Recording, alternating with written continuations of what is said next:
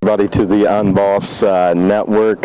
We're out here live at Columbus City Hall right now, and what is this, Kwesi? Day 30 what? Or day 20 what? You might have to give me a chance to do some math. Right. It's definitely the 5th weekend. Yeah, it is. It is. As you can hear, we got a few protesters off to our right, your left, chanting "No justice, no peace." So it's really just a chill night out here. Kwesi, you've been out here in the trenches with us, man. What's it been like? Ever evolving. This is, I had no idea what to expect. So getting out here and seeing that there weren't that many people, not surprising. I wouldn't have been surprised if there were 200 people. So it's pretty, you don't know what to anticipate. You never do, man. Like now we hear some people honking horns, but it goes up and down from time to time. It's pretty obvious that there's still some energy there. Right? Oh, hell, yeah, and then earlier today with that march they had with 300 people from Goodell Park around downtown Columbus back to Goodell. What I heard from a couple of people who attended the march is that they had the police lead them and join forces with them, and that's a shocker after this week, after they went back to beating us and shooting us and tear gassing. Who was this group led by? I'm not sure who this group was led by in particular, but we can still see support. So it sounds like same story, similar story. There being factions and people with different ideas about what the bottom line is, and that's been kind of consistently my bottom line is what's the collective bottom line. And once again, we're seeing, you said that people are out there marching with the police. So what does that mean? Where do we go from here? And how do you think that might have even impacted how many people came out tonight? Yeah, that's a good question, because one faction and one organization, the Millennials group, I may be slagging on the name a little bit, but they said they are no longer cooperating with the police because they went back on their word, which they did. But you know what I find even more interesting is when Mayor Ginther came out. I just don't know what the fuck to say about him anymore.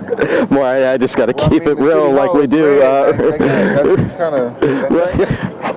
I don't know whether 1 minute he's a Democrat or 1 minute he's a conservative Republican. 1 minute he's with the FOP, the next minute he's against them. This week he said he was basically against them and for the people. I don't know, but what I do know is I'm a little leery of City Hall now because they have decided to take matters into their own hands. So I don't know if we can trust that or what. And that's kind of the thing. I don't know if it's even a matter of where he stands as much as it's a matter of he doesn't seem to be able to have much influence on what the people that he's supposed to have kind of the ultimate say-so whether they can keep their job or not. Right. He doesn't seem to have control.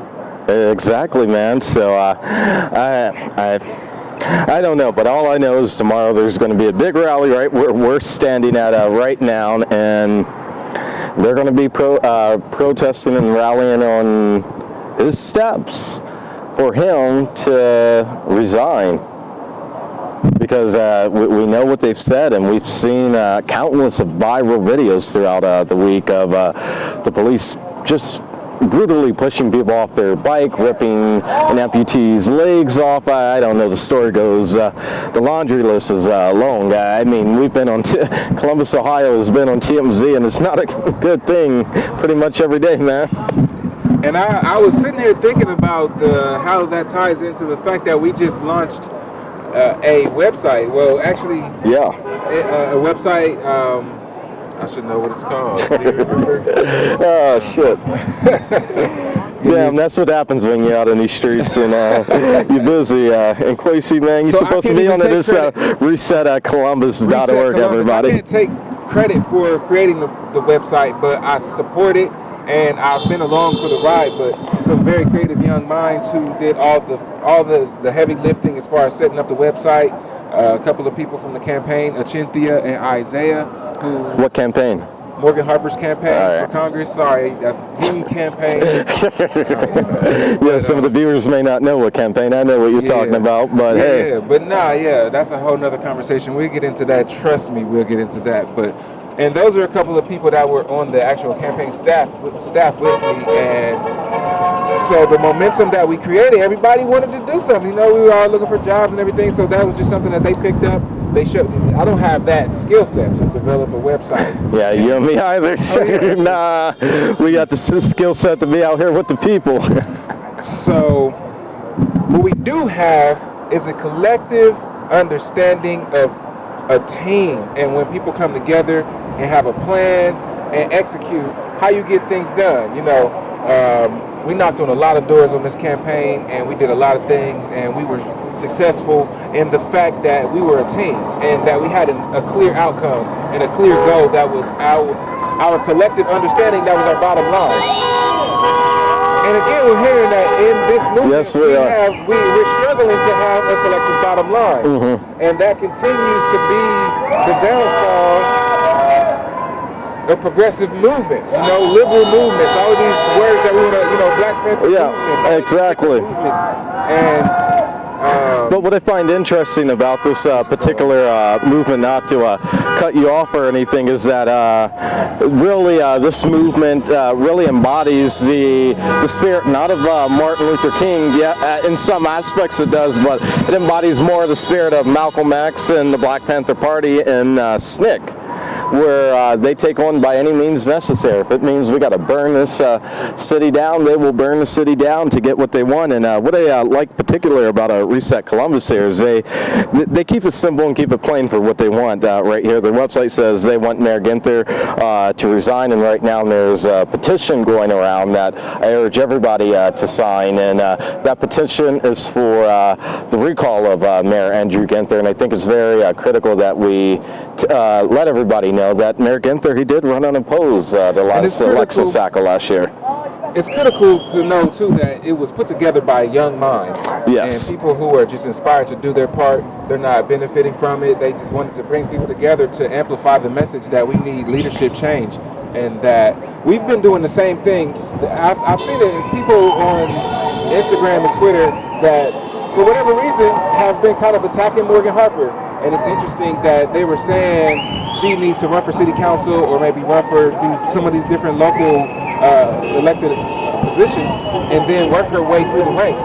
And that's actually what we've been seeing in Columbus for decades, is people working through the ranks, career politicians.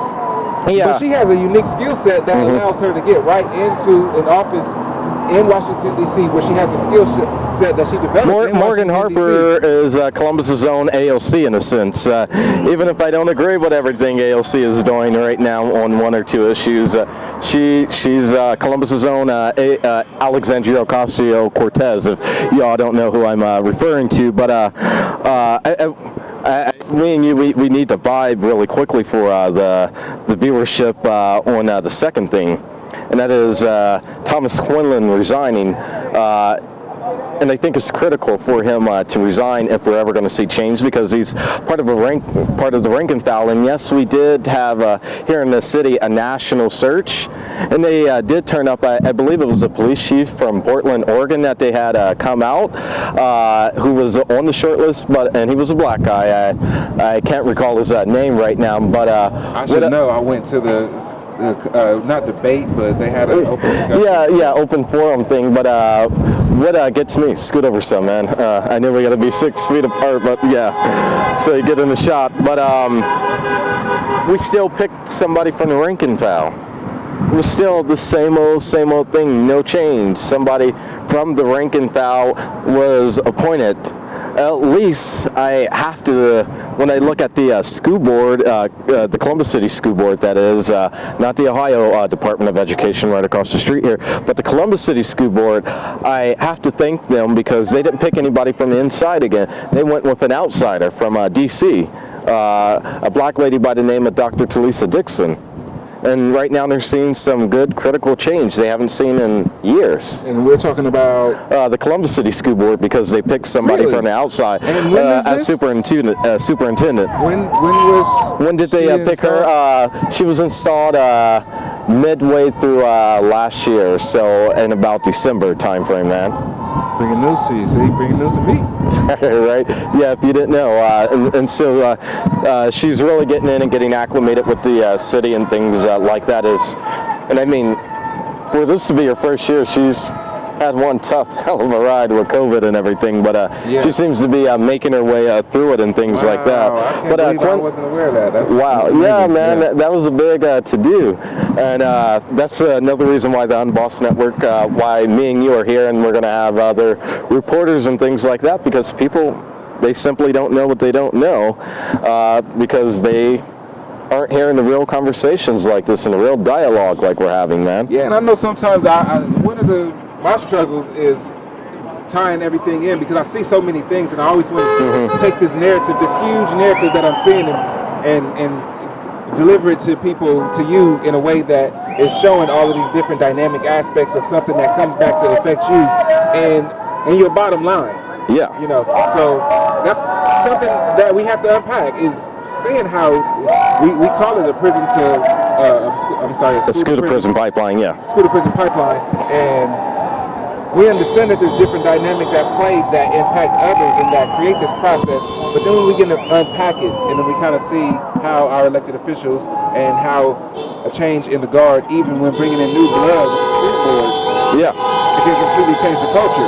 So yeah, exactly, and I think that's a good pipeline, because the third thing Reset Columbus is hoping to accomplish is with the city budget. It says Columbus City Council commits to decrease the funding of the Columbus Police Department by 50%. And I spent a better part of yesterday going through the budget, and it was some intense numbers in there, and what I learned wasn't good. The Columbus Police Department, what I already knew, they get over 60% of the city's nearly $1 billion budget. They get a little over 360 billion. I'm sorry, million rather, not billion, but $360 million. But at the same time, and I think what people fail to understand is, yes, the city of Columbus, they only give Columbus City Schools $6 million, but with that being said, Columbus City Schools isn't funded by the city of Columbus, and I think that's what people forget, and I think that's what Reset Columbus forgot too. Because I mean, as I was doing research yesterday, I was all pissed off. Like, so city council, yes, they want to cut the police department's budget by 50% and try and put it back into social services, or so they say, because I mean, can we really trust the old guard? Yes, I love Auntie Priscilla Tyson, but she's been on the council too damn long. Yes, Shannon Arden was out there, but that was all a political stunt. Him getting pepper sprayed on the front lines and things like that. And I'm just ready for a new narrative. Yeah, exactly. I'm ready for some fresh blood. I'm interested in meeting the Republican challenger for the 3rd Congressional District, Mark Richardson. You know, why not? What I am under the impression of is that I need to have as many options as possible. True. Republican and Democrat shouldn't mean so much to me that I'm not even open to be able to talk to a candidate. I agree. I agree. Especially if a candidate is running for their 5th term. Exactly. Yeah. Because some of these people in here, 3 terms, like that's. And what a lot of people don't realize is the president of City Council right now. He was bred and handpicked back in 2013 by former Mayor Michael B. Coleman, the city's first African-American mayor and longest mayor here in the city. He served for 20 years, or 20 plus years, but he was handpicked. He was his mentee. And so was there really a change of the guard right there? Right. And then no wonder he's the city council president right now. Would you have any research or background insight onto how Ginther found his way into being the predecessor? the predecessor, he was handpicked. Ginther was the city council president prior to Zach Klein becoming the city attorney in the last election cycle last year in 2019. So prior to Ginther's first term, he was the president of city council. So it's no big to do that the Democratic machine, because there is a political machine here in the city, and it's called the Democratic political machine, and they will do anything that they have to do to get their people in. So Ginther was handpicked and bred by Michael Coleman. Was there ever a really real race about it? No, but I really do hope to see people like Joe Montrell, who's been... Joe Motil. Yeah, Motil, who's been running in just about every election to finally get elected so we can get some real change happening in there. I would love to see Joe Motil. I would love to see Joe run for mayor. Are you watching this run, Joe? Yeah, we're going to need you on the show. Yeah, right. Yeah, we're going to have people like Joe on. We're going to actually have everybody here on the network, and we're going to be talking to everybody. So we could help you make an informed decision, because I think it's about time Black Columbus, they finally get their own attorneys in a sense, and we're going to be your attorneys. We're going to give you the good, bad, and the ugly, give you the full picture. You're always going to know where we stand. We aren't going to hide our own opinions. Yeah. I haven't hit my own opinion and persona right now. Yeah. We want to have a very diverse range of thought processes and people and perspectives, and we want to bring you the real. We want you to be a part of it. We want to have employees. I'd love to talk to the person that cleans up in there. Yeah, yeah, because chances are they've been there just as long, and from what I know about people who aren't high level in the face, they know a lot of the dirt that goes on. But what I think is interesting, one more thing we should hit on while we're just here vibing and talking, which on July 15th, which we will be doing every weekday night beginning July 15th for 3 hours, having critical conversations like this, is they made a decision to take that guy right behind us down. You guys probably can't see him, but it's the Christopher Columbus statue. I don't think people got on the bandwagon of taking his statue down. Yes, I think it should be removed, but it really doesn't. I don't feel any different than when it was up, because people weren't educated on why he was taken down and why we are pushing. Columbus. Exactly. Now, what I don't get and what I don't agree with, yes, we're going to go through all of this, but people, there's a petition, I don't know if you've heard about it, going around on change.org right now, man, to rename Columbus Flavortown. I think that's going a bit too far now. Yeah, that's doing too way too much. Yeah, I love Guy Fieri a lot, but that's doing way too much. Yeah. I mean, rethinking all of this, though. Yeah, you know, it's definitely something more serious. I don't know. I hope that doesn't offend anybody, or, you know, isn't misconstrued, or I don't even know what to make of Flavortown, and right? Why anybody would seriously be considering calling the city that. But it does get to a greater point. I don't know if that's something somebody was suggesting in jest, or if it was a serious suggestion that just caught on. Yeah, because when I heard about the petition going around, I'm like, Flavortown, what the fuck? Flavortown. I definitely don't want to live in Flavortown. Of all the names, Flavortown, really. What does that even mean? Exactly. Well, what does that even do? But yeah, as far as the city of Columbus, to me, has a vibe of Christopher Columbus. It's a discovery town. You know, people are constantly moving here from out of town. I know my family, my mother's, neither of my mother or my father isn't 3 generations in Columbus. You know, they're both 2nd generation Columbus. I'm 3rd generation on both sides of my family. So people migrate here. Yeah. And even with all this housing, we're seeing more opportunities for people to be able to move from out of state, from out of town. Columbus always has, and it's a test market. It's a test market. Yes, it is America's test city. It's really America's opportunity city. It's a great market to get started in anything. I mean, for all the bad that goes on in Columbus, there's a lot of good too. There's one song, it's a gospel song by an artist named Ty Trivet, and he raps and sings about what's good in the hood. While all the people in the corner, yes, you got BB and Tony Tone and all of those out there slinging some weed and all that. While all that's going on, yeah, there's people out there going to scooters, people out there doing real stuff that matters, people out there buying houses, giving back and all that. Too, yeah, you know yeah. I mean, like, it's a dynamic. I think that rethinking the whole way that people have had to respond to Exactly. poverty Yeah. is a real important way that we're going to move forward, like in a way more just humane way. Nobody is throwaway, you know, and the way that people respond to the fact that we all have to eat and there's limited resources, and we understand that certain communities, even in the way that they historically drew highways through the country, created a lot of division in a lot of communities, cut off options, cut off a lot of different economic vehicles that people destroyed a lot of homes. Yeah. You know, completely altered the way that people of color, black people, descendants of slaves, or however you want to classify those people, the way that in those historic communities, like right over here on Main Street and Livingston and that whole community, Yeah. how homes were lost and generational wealth was lost ultimately.